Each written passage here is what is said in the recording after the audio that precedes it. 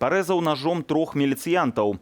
У Гомлі распачаўся суд над жыхаром Мазыра, якога абвінавачваюць у нападзенні на сілавікоў пры спробе затрымання.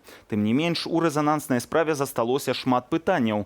Чаму, каб затрымаць падазраванага, без адпаведнай пастановы уначы прыехала група сілавікоў у цывільным, якая не прадставілася супрацоўнікамі МУСу. Юлія Лабанова працягне.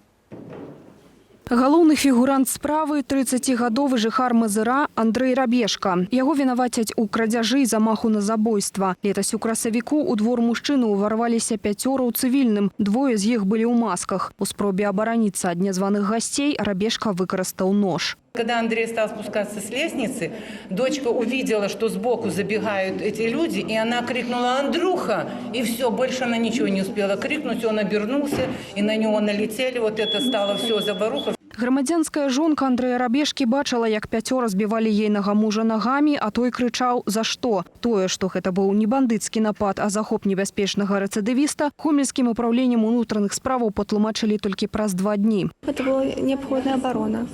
Несумненно. Тут нават не ідзе размова про перавышэнне гэтай обороны.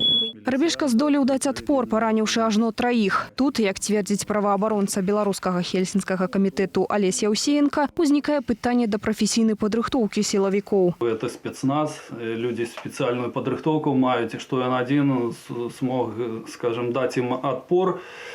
Это паказчык, што АМАП настроены на тое, каб разганяць толькі людзей, дэманстрацыі, якія не аказваюць супраціву. Андрэй Рабешка перад судом не ўпершыню. 6 гадоў ён адсядзеў у турме за рабаўніцтва. Пасля вызвалення паехаў у Нямецчыну. Як цвердзяць сілавікі, працягнуў крымінальнае жыццё і там, займаўся крымінальным аўтабізнесам. У выніку яго дэпартавалі ў Беларусь. Паводле міліцыі на радзіме ён думаў пра тое, каб адрадзіць злодзейскія традыцыі. Цяпер, паводле аператыўных звестак, Андрэя Рабешку разам з паплечнікам Александром Падабедам вінавацяць у крадзяжы зварачнага апарата і мойкі высокага ціску агульным коштам больш за 150 рублёў. Апошні адмаўляе абвінавачанне. Нет, не краж. Ни сварочный, ни мойка высокого давления. Был произведен осмотр дома технического состояния. Падставой ж для пранікнення на прыватную тэрыторыю праз плот да Андрэя Рабешкі сталася нібыта пастанова на правядзенне ператрусу паводле факту крадзяжу. Аднак чаму сілавікі праніклі на прыватную тэрыторыю праз плот, ды не паказалі пастанаўлення, маўчаць дагэтуль. Дзе была пастанова на ператрус, калі вы былі ў двары?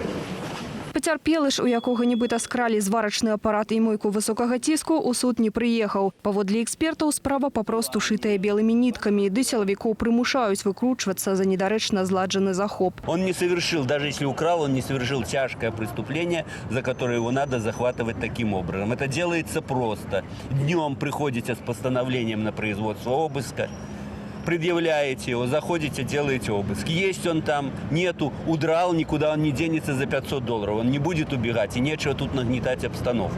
В ночный час ператрус не проводится, а в ночный час проводятся оперативные меропрыемствы, калі ведомо, что там отбывается злочинство, або знаходится злочинца, які знаходится ў вышуку. Разгляд справы працягнецца заўтра. Юлія Лабанова, Кастусь Жукоўскі, Белсат.